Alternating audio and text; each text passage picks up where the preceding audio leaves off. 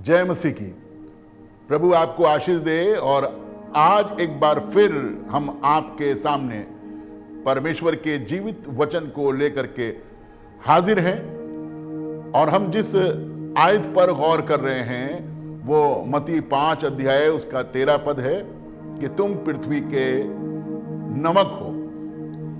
इस नमक के विषय में हमने काफी कुछ जाना है और जानने का प्रयास भी कर रहे हैं। और पिछले बार हमने देखा था यदि नमक का स्वाद जाता रहे तो उसे किस वस्तु से नमकीन किया जाएगा।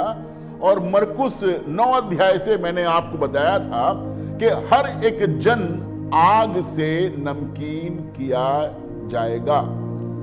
तो जब हर एक जन आग से नमकीन किया जाएगा तो मैं और आप भी इसी श्रेणी में आते हैं कि मुझे और आपको भी आग से नमकीन किया जाए। हम इंसान हैं, हम बहुत बार ऑनलाइन होते हैं। हाँ जी, आजकल ये वाला टर्म ज्यादा चल रहा है। हम बहुत बार ऑनलाइन होते हैं और बहुत बार ऑफलाइन होते हैं। बहुत बार पटरी पे होते हैं और बहुत बार पटरी से उतर भी जाते हैं, क्योंकि हम इंसान हैं और ऐसा होना स्वाभाविक है। लेकिन हमें साथ साथ ये भी याद रखना है कि हम प्रभु के लोग हैं। प्रभु ने हमें विशेष मकसद से, विशेष उद्देश्य से इस संसार में रखा है। तो हमें हमेशा ऑनलाइन रहने की कोशिश करनी चाहिए।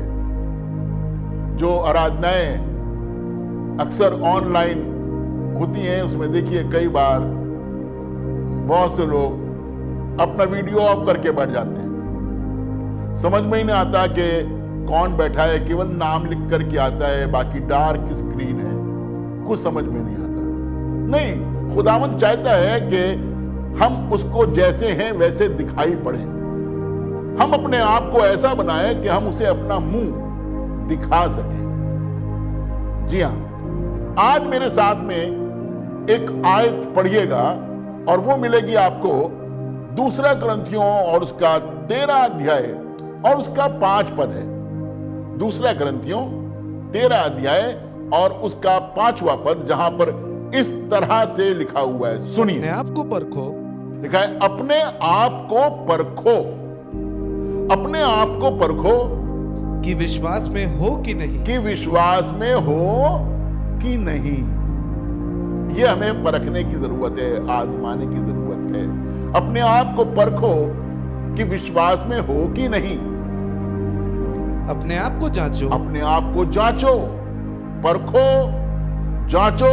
हाँ जी, क्या तुम अपने विषय में, क्या तुम अपने विषय में ये नहीं जानते कि यीशु मसीह तुम में है। कि यीशु मसीह तुम में है। कभी कभी हमारा व्यवहार, हमारा स्वभाव हमारे विरुद्ध साक्षी देता है, गवाही देता है। तो वचन बता रहा है कि हमें बार बार अपने आप को जांचने की जरूरत है, अपने आप को परखने की जरूरत है। ये देखने की जरूरत है कि हमारे मन में प्रभु यीशु मसीह है। अगर हम ये जान लें तो बहुत अच्छा होगा। 1 कुरिन्थियों 11 अध्याय में लिखा है, यदि हम अपने आप को जांच लेते तो हम दंड ना पाते। हम अपने आप को जांचते नहीं हैं, हम औरों को जांचते हैं। हमें जांचना है कि हम ऑनलाइन हैं कि नहीं हैं। हमें जांचना है कि हम ठीक हैं कि नहीं हैं। इससे पहले कि परमेश्वर हमको जांचे, हम अपने आप को जांचें। एक राजा के बारे में बाइबल में ऐसे लिखा हुआ है कि उसने दीवार पर देखा कि हाथ किसी कुछ उंगलियां लिख रही हैं। और जो उंगलियां लिख रही थी, डैनियल ने बताया, मने मने तकेल ऊपर से, अर्थात तू तौला गया और कम निकला। राजा ये बात सुन करके कांपने लगा, थरथराने लगा, उसके घुटने आपस में टकराने लगे। उसके कमर के जोड़ हिल गए, क्योंकि परमेश्वर ने ये कहा, ये लिखा कि तू तौला गया, तू जांचा गया, तू परखा गया, तू कम निकला। इससे पहले कि परमेश्वर हम पर दंड की आज्ञा दे, हमें अपने आप को जांचने की आवश्यकता है, अपने आप को परखने की आवश्यकता है। दूसरा पतरस और उसका 1 अध्याय और उसका 10 और 11 पद। इस कारण हे भाइयों, लिखा है इस कारण हे भाइयों। जब भाइयों कहा जा रहा है, वहां पर यूनानी भाषा का शब्द एडेल्फोई आया है, जिसका मतलब होता है भाइयों और बहनों, तो दोनों है। इसलिए हे भाइयों, अपने बुलाए जाने और चुन लिए जाने को सिद्ध करने का भली भांति यत्न करते जाओ। परमेश्वर ने मुझे और आपको बुलाया है, परमेश्वर ने मुझे और आपको ठहराया है। मुझे और आपको ये वाली बात सिद्ध करनी है, प्रूफ करनी है। इसलिए अपने चुन लिए जाने को सिद्ध करने के लिए भली भांति मुझे और आपको यत्न करने की आवश्यकता है। यत्न करें। ऐसे ही कोई अपने आप को, ऐसे ही कोई आपको देख करके समझ नहीं लेगा कि आप चुने हुए हैं। आपको उसके लिए यत्न करना पड़ेगा, प्रयास करना पड़ेगा, परिश्रम करना पड़ेगा। तब लोग मालूम करेंगे कि परमेश्वर ने आपको किस तरह से इस पृथ्वी का नमक ठहराया है। कंप्लीट कर दें इस वाली आयत को, सुनिए। क्योंकि यदि ऐसा करोगे तो कभी भी ठोकर ना खाओगे। पिछले संदेश में मैंने आपको बताया था, हाथ ठोकर खिला रहा है, पैर ठोकर खिला रहा है, मेरी आंख मुझे ठोकर खिला रही है। लेकिन अगरचे हम अपने बुलाए जाने को प्रूफ करेंगे भली भांति, तो हम ठोकर खाने नहीं पाएंगे। ठोकर खाने नहीं पाओगे आगे। वरन इस रीति से एक तरीका है, एक ढंग है। वरन इस रीति से तुम हमारे प्रभु और उद्धारकर्ता यीशु मसीह के अनंत राज्य में बड़े आदर के साथ में प्रवेश करने पाओगे।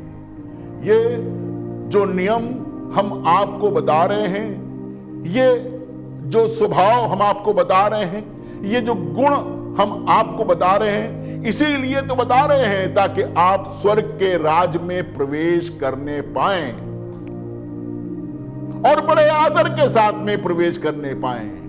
इसलिए जो जिम्मेदारी मुझे और आपको दी गई है, उसे बखूबी निभाएं। मरकुस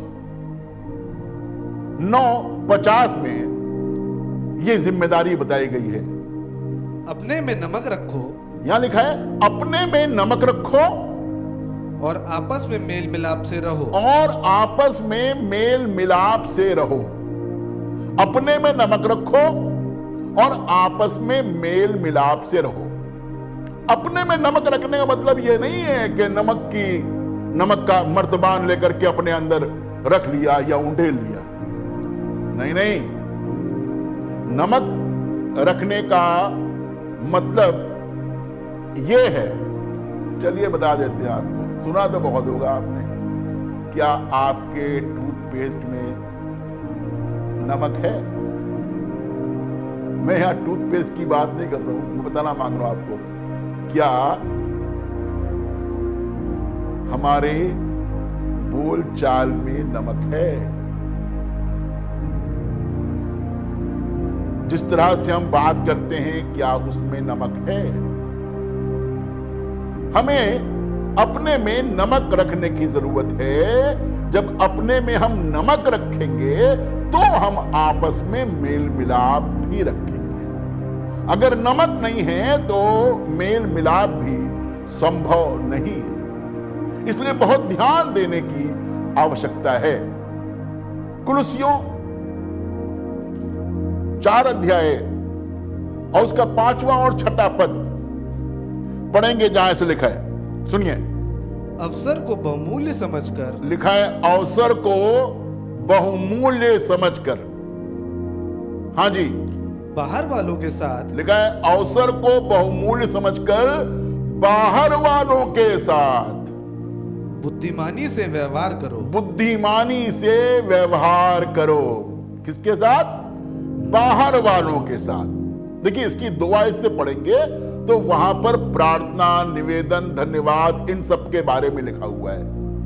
और उसके बाद यहां लिखा है अवसर को बहुमूल्य समझकर, अवसर को बहुमूल्य समझें। अवसर को बहुमूल्य समझकर बाहर वालों के साथ, बाहर वालों के साथ बुद्धिमानी से व्यवहार करो। बुद्धिमानी से व्यवहार करें। इसके दूसरे पद में पढ़ेंगे तो वहां पर प्रार्थना के बारे में, धन्यवाद के बारे में और संगति के बारे में बताया गया है। लेकिन यहां पर लिखा है बाहर वालों के साथ में हमें कैसा व्यवहार करना चाहिए, बुद्धिमानी के साथ में व्यवहार करना चाहिए।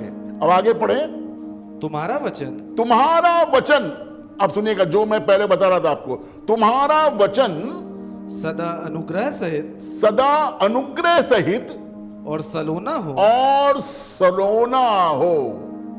सलोना का मतलब है तुम्हारा जो वचन है वो मधुर हो, वो नमकीन हो, उसमें नमक हो। जब आप बोलो तो आपका स्वाद, आपके नमक का स्वाद दूसरे में पहुंच जाए। तुम्हारा वचन सलोना हो कि तुम्हें हर मनुष्य को, तुम्हें हर मनुष्य को उचित रीति से, कैसे? उचित रीति से। हमें मालूम होना चाहिए कि हमें हर मनुष्य को उचित रीति से उत्तर देना आ जाए। उत्तर देना आ जाए। इसका मतलब है कुलुसियों की कलीसिया को, जो एक अच्छी कलीसिया थी, कभी कभी इस बात की जरूरत पड़ती थी कि उन्हें सिखाया जाए कि कैसे जवाब दिया जाए, कैसे उत्तर दो। क्योंकि कभी कभी ये अंदर बहुत अच्छे रहते थे लेकिन बाहर वालों के साथ में इनका व्यवहार बिगड़ जाता था। तो ऐसे समय में पौलुस बता रहा है कि तुम्हारा उत्तर देने का तरीका बाहर वालों के साथ भी बहुत सही होना चाहिए, सलोना होना चाहिए। क्योंकि अगरचे हमारे अंदर नमक है तभी मेल मिलाप होगा, नहीं तो मेल मिलाप हो नहीं सकता। हमारे स्वर, हमारी भाषा, हमारा बोलचाल, हमें इस पर काम करने की जरूरत है। एक कविता है जिसकी कुछ लाइनें मैं आपके सामने रख रहा हूं और वहां ऐसे लिखा है, बस में जिससे हो जाते हैं प्राणी सारे, जन जिससे बन जाते हैं आंखों के तारे, पत्थर को पिघलाकर मोम बनाने वाली, मुख खोलो तो ऐसी बोली बोलो प्यारे। जब हमारा मुंह खुले तो हम लोगों का मन मोह ले। रगड़ों झगड़ों का कड़वापन खोने वाली, जी में लगी हुई काई को धोने वाली, सदा जोड़ देने वाली, जो टूटा नाता ऐसी बोली प्यार बीज है बोने वाली। ये संसार के लोग कह रहे हैं, हम तो परमेश्वर के लोग हैं, हमें कितना अपनी भाषा का, अपने बोलचाल का ख्याल रखने की जरूरत है।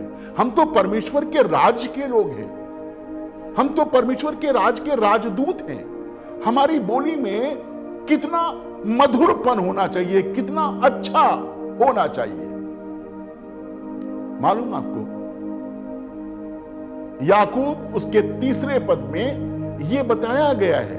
6 पद पढ़ेंगे तो उसमें लिखा है किस्से में, हमारी जीभ नरक कुंड की आग में जलती रहती है और जीवन गति में आग लगा देती है।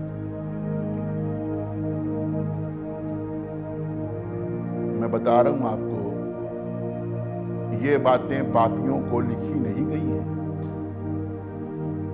ये उन कलीसियाओं को लिखी गई हैं जो और लोगों को जाकर के सुसमाचार का प्रचार करते थे, परमेश्वर के राज्य के बारे में बताया करते थे। उनके अंदर भी ऐसी कमियां पाई जाती थी जिन्हें समय समय पर सुधारने की आवश्यकता पड़ती थी। मुझे और आपको भी यह ध्यान रखना है कि हम अपने आप को जांचें और अपने आप को परखें, ताकि हम भी परमेश्वर के राज्य के योग्य बन सकें और जो हमारी सुन रहा है वो भी परमेश्वर के राज्य के योग बन सके। इसीलिए तो परमेश्वर ने हमें पवित्र आत्मा की आग दी है, जिसके द्वारा मुझे अपनी जीभ को नरक की आग से बचा के रखना है और नमकीन बनाने का प्रयास करना है। अपनी भाषा में परमेश्वर के स्वभाव और गुण को लाने की आवश्यकता है। वचन लिखा है, जब तुम बोलो तो ऐसा बोलो जैसे कि परमेश्वर का वचन। क्यों नहीं होता है मेल मिलाप? क्या कारण है? ऐसा तो नहीं है कि नमक का सही इस्तेमाल नहीं कर रहे हैं, या हमने अपने आप को इतना नमक से भर लिया है कि स्वाद बिगड़ गया है, या कहीं पर नमक इतना झोंक दिया है कि स्वाद बिगड़ गया है। बताने दीजिए, इज़राइल में एक नमक का सागर है, नमक ही नमक है उसके अंदर, इतना नमक है कि आदमी डूब नहीं सकता।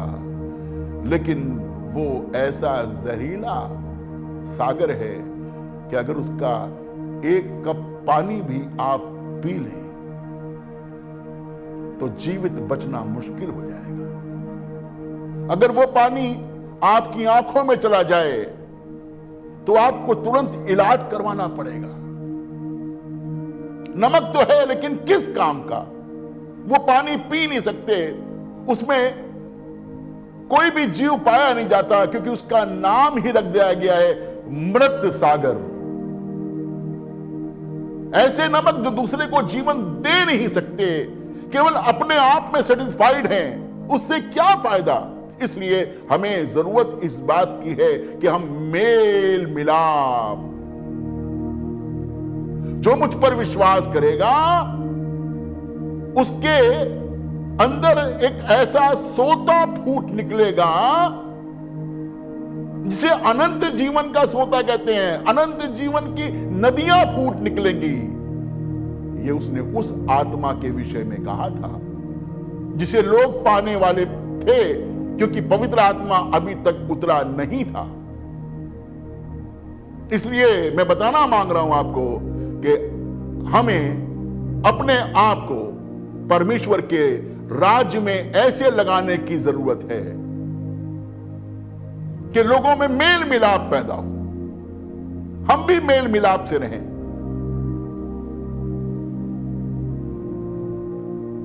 देखिए, नमक की विशेषता क्या है? वो उसके खाने में भी जाता है जो शाकाहारी है, और उसके खाने में भी जाता है जो मांसाहारी है। वो गरीब के खाने को भी नमकीन बनाता है, वो अमीर के खाने को भी नमकीन बनाता है। नमक किसी का पक्षपात नहीं करता, नमक बगैर पक्षपात के काम करता है। यह परमेश्वर के गुण को दिखाता है। इसलिए हमें भी पक्षपात करने की आवश्यकता नहीं है। व्यवस्था विवरण 10:17 में लिखा हुआ है, रोमियो 2:11 में लिखा हुआ है, इफिसियों 6:9 में लिखा हुआ है कि परमेश्वर किसी का पक्षपात नहीं करता। और याकूब की पत्री में तो यहां तक बताया गया है कि पक्षपात करना पाप है। एक इलस्ट्रेशन दूंगा आपको, और वो मिलेगा आपको प्रेरितों के कार्य और उसका 10 अध्याय और उसका 34 पद है, लेकिन मैं 28 पद से पहले पढ़वाना मांगता हूं आपको। 10 अध्याय और उसके 28 पद से मैं पढ़वाता हूं। यहां पर एक व्यक्ति है कुरनेलियुस। ये यहूदी संप्रदाय का नहीं है, लेकिन परमेश्वर के दूत ने इनसे बात की है और कहा है याफा में किसी मनुष्य को भेज करके पतरस को बुला लाओ, वो तुमसे ऐसी बातें करेगा कि तुम उद्धार पाओगे। तो पतरस बुलाए गए एक दर्शन के द्वारा, और पवित्र आत्मा ने कहा जाकर के इन मनुष्यों के साथ में हो ले। पतरस आ गए। जब पतरस आए, इसके घर पहुंचे, तो पतरस जो कह रहे हैं वो सुनिए। हाँ जी, 28 पद से उसने कहा तुम जानते हो कि अन्य जाति की संगति अन्य जातियों की संगति करना या उसके यहाँ जाना यहूदी के लिए अधर्म है। यहूदी के लिए अधर्म है। हाँ, परंतु परमेश्वर ने मुझे बताया है कि किसी मनुष्य को अपवित्र या अशुद्ध ना कहूं। हाँ, इसीलिए मैं जब बुलाया गया तो बिना कुछ कहे चला आया। हाँ जी। अब मैं पूछता हूँ, अब जरा पतरस की बात सुनिए आप। पवित्र आत्मा ने कहा है, दर्शन देखा है और ये आ गया है, और अब आकर के जब ये कुरनेलियुस के आया है तो ये देख रहा है कि कुरनेलियुस ने कुटुंबी बढ़ा रखे हैं, बहुत से लोग बुला रखे हैं, सब वहां पर हैं, पतरस का इंतजार हो रहा है। तो पतरस पूछ रहा है, अब मैं चला आया हूं बगैर कुछ कहे। हाँ, आगे। अब मैं पूछता हूं कि मुझे किस काम के लिए बुलाया गया है। एक पादरी आदमी किसी के यहां प्रेयर मीटिंग में बुलाया जाए और फिर वो जा करके वहां गए, किस लिए बुलाया है मुझे, मैं क्यों आया हूं यहां पर। बिल्कुल पतरस ये कह रहे हैं, अब मुझे कोई ये बताए कि मुझे यहां पर क्यों बुलाया गया है, मेरे आने का प्रयोजन क्या है। लेकिन जब 34 आयत पढ़ते हैं, जब पतरस के सामने सब कुछ एक्सप्लेन हो गया, सब जान गया, तब 34 आयत में जो लिखा है वो पढ़िएगा। तो वहां लिखा है, पतरस ने कहा अब मुझे निश्चय हुआ है कि परमेश्वर किसी का पक्ष नहीं करता।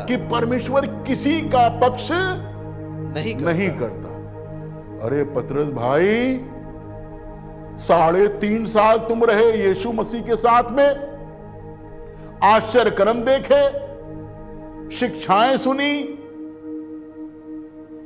यीशु मसीह को क्रूस पर बलिदान होते हुए देखा, यीशु मसीह जी उठे, उसके तुम गवाह हो और उसका तुमने प्रचार किया है। लेकिन निश्चय तुम्हें अब हुआ है कि परमेश्वर किसी का पक्ष नहीं करता। जब पतरस के साथ में ऐसा हो सकता है तो मेरे और आपके साथ भी ऐसा हो सकता है। मेरे कहने का अर्थ यह है, हमारे बोल चाल में परमेश्वर का वचन हो, मधुरता हो, परमेश्वर के स्वभाव का नमक हो, और यह काम हम बिना पक्षपात के करें और आपस में मेल मिलाप रखें, मेल मिलाप से रहें, क्योंकि यही तो एक नमक का काम है कि बिना पक्षपात के मेल मिलाप के साथ में रहना और लोगों को स्वादिष्ट करना। आपको मालूम है, नमक की वाचा सदा काल की वाचा है, हमेशा की वाचा है। इसलिए परमेश्वर के वचन में यीशु मसीह ने यह प्रार्थना करनी सिखाई है, और उस प्रार्थना का जो एंड है, जो उस प्रार्थना का समापन है, वो ऐसे होता है, राज्य, पराक्रम और महिमा सदा तेरे हैं, आमीन। काश कि ये वाली बात हम समझ सकें।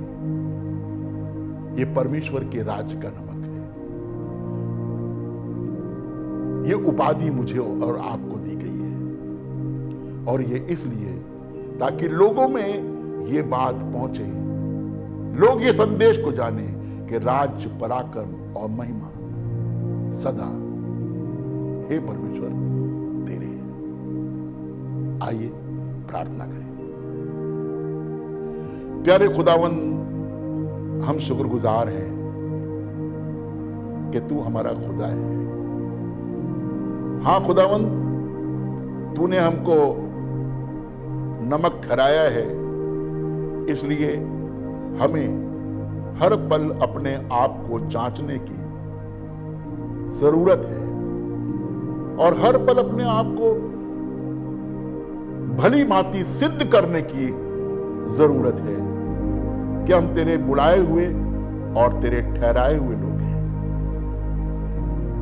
खुदावंद, तेरे सभी खादिमों के लिए जो किसी ना किसी तरह से किसी भी कलीसिया में सेवा करते हैं, चाहे छोटी सेवा चाहे बड़ी सेवा, चाहे देश में रहकर विदेश में रहकर, चाहते हैं उनकी सेवाओं पर तेरी आशीष बनी रहे और हम अपने बुलाए जाने पर विचार करें, अपने ठहराए जाने पर विचार करें, ताकि प्रभु जिन्हें हम सुसमाचार सुनाते हैं, जिन्हें हम तेरे बारे में बताते हैं, हम और वो दोनों बड़े आदर के साथ स्वर्ग के राज्य में प्रवेश करने पाए। जमाने के पोल्यूशन से, प्रदूषण से हमें बचा के रख। ये सेवा जो तूने हमको दी है, ये अच्छे व्यवहार के साथ में, अच्छी भाषा के साथ में और प्रभु बड़े मेल मिलाप के साथ में, बिना पक्षपात के अंजाम दी जाए। तेरा अनुग्रह हम सब पर होने पाए, खुदावंद यीशु मसीह के नाम से मांगते हैं, आमीन।